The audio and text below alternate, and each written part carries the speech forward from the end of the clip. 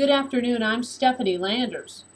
Around 1 o'clock yesterday afternoon, Gila County Sheriff's deputies responded to a portion of the Verde River roughly 3 miles down Crackerjack Road for reports of a possible drowning.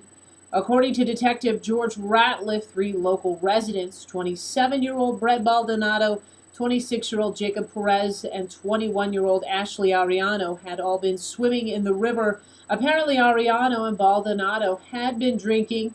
It's not clear what led to the following series of events, but at one point, Ariano decided to walk home.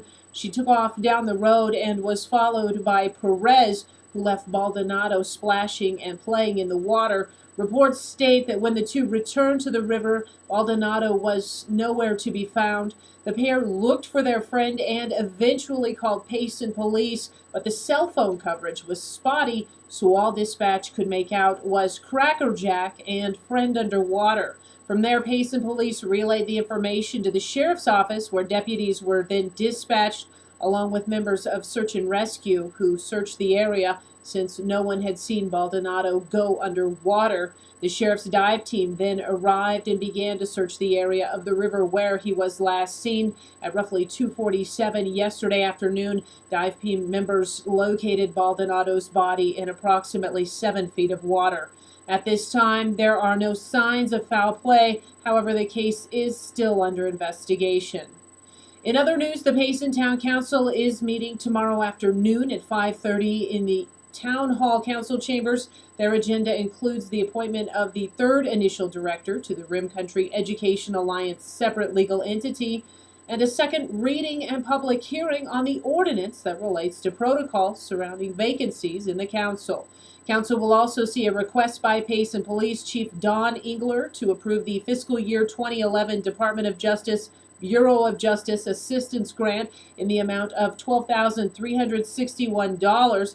They'll also see a presentation by local resident Shirley Dye regarding state legislative redistricting, potential redistricting maps, and what district Payson will be placed in. Once again, tomorrow's council meeting will be held at 5:30 p.m. And finally, on a lighter note, the weather was cool and fair last night for many neighborhoods across Rim Country for the annual National Night Out Block Party celebration. Now, National Night Out is a nationwide event embraced by our local communities to bring neighbors closer together and thus create a safer community. Many new neighborhoods jumped into the event this year, gathering with those around them to eat, drink, and visit with one another.